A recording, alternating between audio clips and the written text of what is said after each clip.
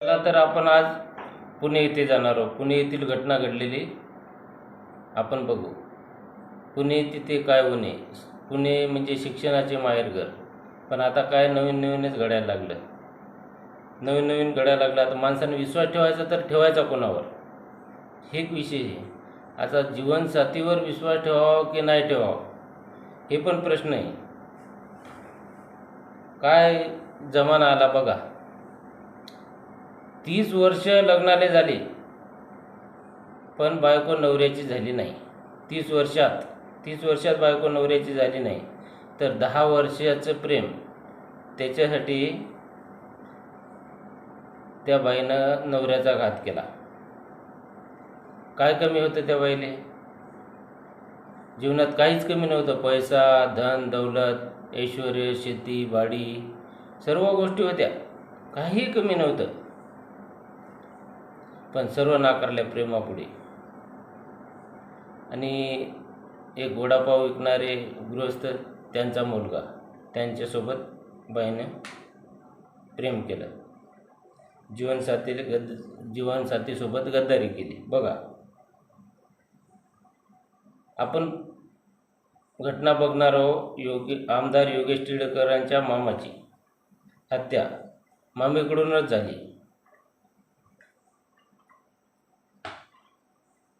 अनैतिक संबंधामुळे पतीला संपवलं. 9 डिसेंबरला सतीश वाघ यांची अपहरण करून हत्या झाली. सुरुवातीला ही हत्या पैशाच्या वादातून झाली असं म्हणत होते लोक. यापेक्षा वेगळंच वळण घेतलं त्या यानं. पोलिसांनी तपास चालू केला. पोलिसांनी काय केलं, शेजाऱ्या पाजाऱ्याला विचारायला सुरुवात केली. तर शेजाऱ्या पाजाऱ्याकडून असं कळलं की त्या बाईचे पूर्वी जुन्या भाडेकरूसोबतच संबंध होते. जुन्या भाडेकरू अक्षय जवळकर यांच्यासोबत मोहिनी वाघ यांचे अनैतिक संबंध होते, अशी माहिती पोलिसांना मिळाली. याच कालावधीत अक्षय जवळकर पण फरार झाला. त्यामुळे पोलिसांचा संशय जास्तच बळावला. पोलिसांना तर नक्की वाटलं मग हे फरार कसा का झाला. मग पोलिसांनी मोठ्या शिताफीने त्याला ताब्यात घेतलं आणि विचारपूस केली. कॉल डिटेल आहे ते वगैरे सगळं बघितलं तर ते त्यांचे काहीतरी संबंध असल्याचं कळलं. मोहिनी वाघ यांचं वय 48 वर्ष आणि अक्षयचं वय अवघं 32 वर्ष. सुरुवातीला अनैतिक संबंधाची कोणाला शंकाही नाही आली. 2001 साली जवळकर कुटुंब त्यांच्या इथं राहायला आलं होतं भाड्यानं. आता यांचा मुलगा आणि त्यांचा मुलगा जवळपास वय सारखं असल्यामुळे त्यांचा दोस्ताना झाला. त्यांची मैत्री झाली चांगली.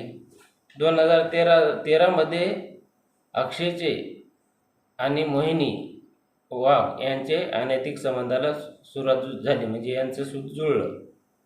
सतीश वाघ यांच्या लक्षात आलं समजा 1-2 वर्षानं, 2-3 वर्षानं समजा. तर त्यांचे मग खटके उडायला लागले. भानगडी व्हायला लागल्या. घरातच भानगडी व्हायला लागल्या. मग त्यानं काय केलं, ते भाडेकरू तिथून काढून दिले. मग भाडेकरू दिले तर मग भाडेकरूनं काय केलं, त्याने 400-500 मीटरवर दुसरीकडं रूम घेतली. आता दुसरीकडे रूम घेतल्यावर त्याला काही म्हणता येत बी नाही. कोणाला काय म्हणता येते, कोण कुठं राहावं लागलं तर. पण यायचे त्यातल्या त्यात अक्षयचं लग्न बी झालं होतं 2016 साली. 2016 साली अक्षयचं लग्न झालं. पण तरी पण यांचे प्रेमसंबंधात काही कमी आली नाही. यांचे प्रेमसंबंध म्हणजे वाढायच लागले. मग आता यांचे प्रेमसंबंध वाढत असल्यामुळे ते सतीश वाघ यांना समजा जास्त संशय येत झाला. मग त्या मोहिनीले जरा त्रास चालू झाला, मारझोड येते वगैरे. मग मारझोड चालू झाली तर मग तिनं त्या अक्षयले ताईट केलं की बुवा तू याचं काहीतरी कर, नाहीतर मग मी तुझं काहीतरी करील. मग त्यानं आता एवढ्या दिवसाचे प्रेमसंबंध म्हटलं तर आता जीवात जीव गुंतलेला म्हणलं तर मग त्यांनी प्लॅन रचायला सुरुवात केली. प्लॅन रचायला सुरुवात केली तर बाईनं 5 लाख रुपये दिले. 5 लाख रुपये दिले. यानं याच्या मित्रमंडळी जमा केली आणि अपहरण केलं सकाळी 6 वाजता, 6:30ला. मग आता तुम्हीच सांगा, जीवनसाथ्यावर विश्वास ठेवू नाही तर मग ठेवावं कोणावर? या काळात लय कठीण झालं बाबा. स्वतःचा जीवनसाथी ज्याच्यासोबत बाया ओढाले फेरे मारतात, 7-7 फेरे मारतात. आमच्या जीवनात 7 जन्म हाच पती मिळावा आणि बाईनं एक जन्म पतीसोबत राहू दिलं नाही.